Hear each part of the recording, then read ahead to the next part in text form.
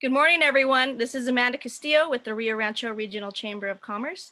Thank you so much for joining us. And this is the special edition of Chamber Chat. This is our community update with Stephen and Michelle from Aspire Integrated Arts Institute. Good morning, Stephen. Good morning, Michelle. Can you tell us a little bit about what's going on?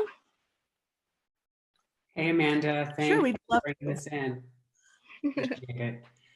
Yeah, we're here to talk about Aspire Integrated Arts Institute, a charter school that Michelle and I and a team of people are working on writing the charter school to the state of New Mexico. And we are just super excited about the possibility that there will be a fine and indigenous arts charter school here in Rio Rancho. But that's not all, there's something else there, and Michelle's going to talk about that. Hey, Michelle. Hi. So additionally, upon approval, for Aspire Integrated Arts Institute, we will then have a year of planning, so that we won't open until August 2021. However, we are opening a performing arts studio called AVIX School for the Arts, and that's opening this August 2020. And we'll be offering music, theater, dance, and media arts. That's so awesome. As a digital media person myself, that's very exciting, and you guys are just offering so much to the community. So thank you for that. And I know you guys need a couple, you need some support from our community, right? So you're requesting some letters of support?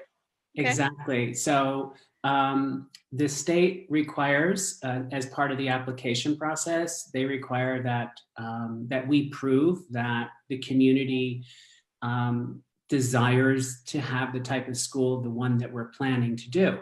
So far, we've received quite a lot of support and letters, and people have filled out surveys, and all of that information that we get from the community is actually part of the application process. It will be processed, all that data will be processed in the application and taken apart and put into percentages.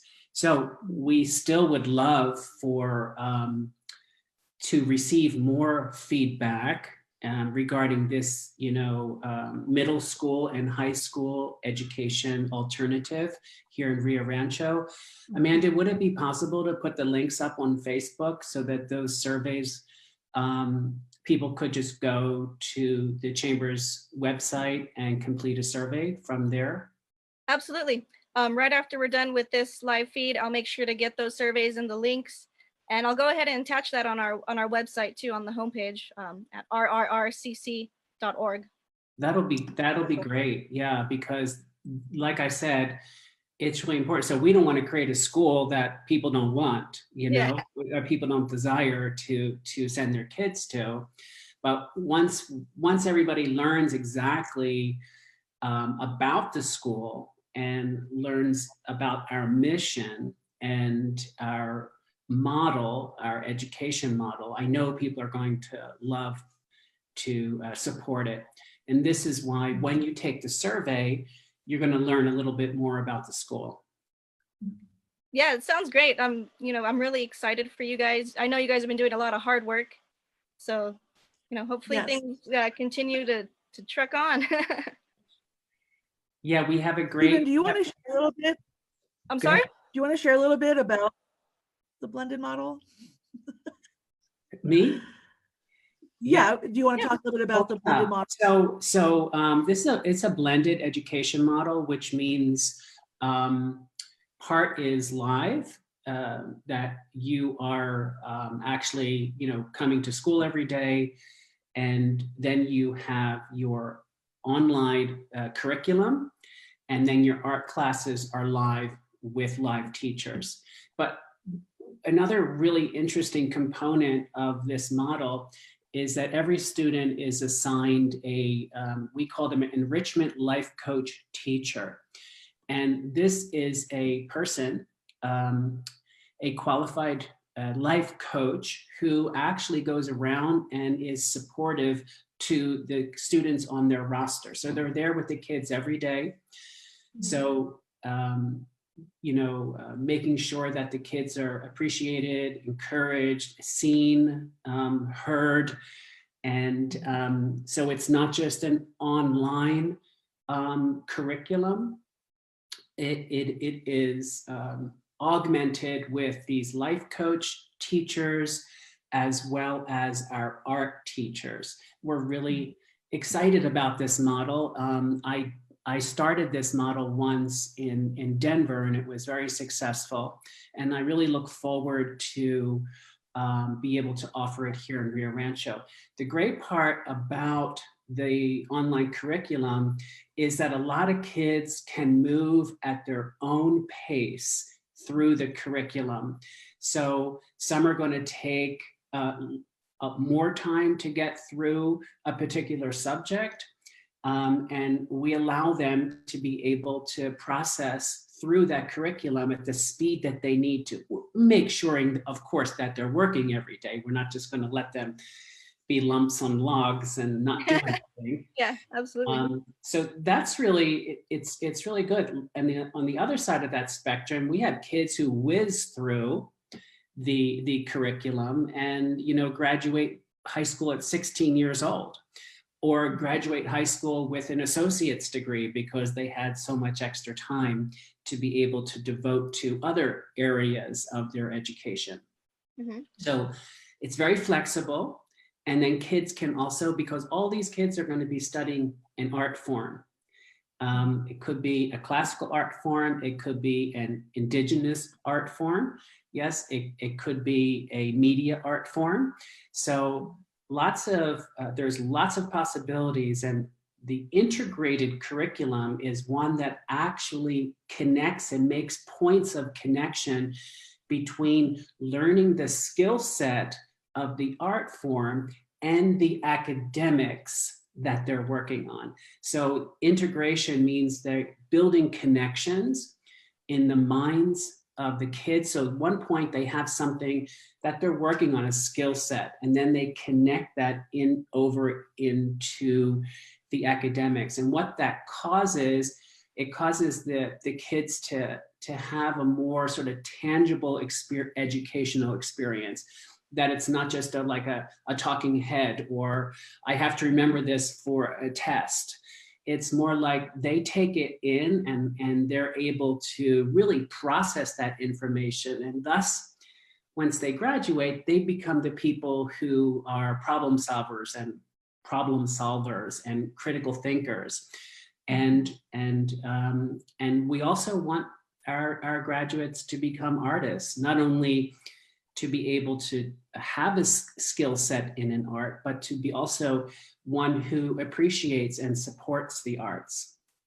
So that is the blended model. That's sort of a long version of it. No, that sounds great. It's very exciting. I want to send my kids there when they get older. The arts are so important. And I think a lot of people are realizing that now more than ever, that we're kind of cut off from everything, and how much we miss, going to the theater and going to concerts. Yeah. Oh, yeah. Well, and the other thing that's interesting is I think now probably people realize more than ever how much the arts actually does touch their life, even if they didn't realize it before. I mean, creating a movie is art. It's technical, it's production work, and it's art and creativity. Watching TV, that's all art. Okay, I cannot believe that someone is right here right now. Okay. So yeah, I'll just take over a little bit further then. It's interesting with the no, it's okay, Michelle. Oh, you're back. Okay. So yeah, go ahead. You finish up your thought. Okay. So anyhow, so I'm just hoping people really see that connection. And it was really great that if anyone does pay attention to the arts, they saw that art institutions around the world were offering free viewings of performances, of past rehearsals, the creation process, things that normally they wouldn't let people in to see just because they want them to go see the finished product. And so it was really great, in a way, you know, how the arts community reacted to COVID-19 all around the world. I mean, how many times are you going to get a free virtual tour of the Metropolitan Museum of Art in New York? Because there's free tours now. Yeah. Right? They didn't have before. So great. So anyway, that being said, I hope that our community is seeing how important art is and how art can truly enrich their lives. And what's really cool is that the program that we're bringing in August is a pre-professional program. So we are really trying to, to start training from the age of 3 years old to adult in music, theater, and dance. And then media arts will come in when they're a little bit older. And all the way through adult. So literally it's not just up to 18, but we're going to have classes. If you're 3 or 93, you can come take class. Yeah, that's very cool. You know, and our faculty has a vast professional background, and we're all highly educated in our art forms. And we all have amazing stories to share with the students about our past, our profession. So we're really looking forward to enriching the lives of our students, you know, 3 to adult. And we can't wait to start. And even if we're not allowed to open in August, depending on where we are with COVID, we'll be offering virtual classes as well. So let me just to bring again, so for clarification for people who just joined us halfway through, so we have these 2 different things that are going on. We have many things that are going on, but we're only talking about 2 of them right now. So the one opportunity is a middle school and high school called Aspire Integrated Arts Institute. So that is one thing. And then what Michelle was just talking about is AVIC's School for the Arts. And that is a completely different entity. So one is, if you will, a professional after-school program, and one is actually a school, like a public school, that is devoted to middle and high school education with the augmentation, with a strong augmentation in the arts. So those are completely 2 different entities. And the great part about this is actually both of these entities will be sharing the space at 4311 Sarah Road here. So potentially you could bring your kid to, in the middle school, doing the Aspire Middle School, and then stay in the same building and have an after-school program, a professional after-school program. So that is really unique in the sense that, you know, it really cuts down a lot of transportation, you know, for kids, and wasting time of going back and forth and things like that. So one other thing, you know, Michelle had mentioned a couple times about, you know, COVID-19.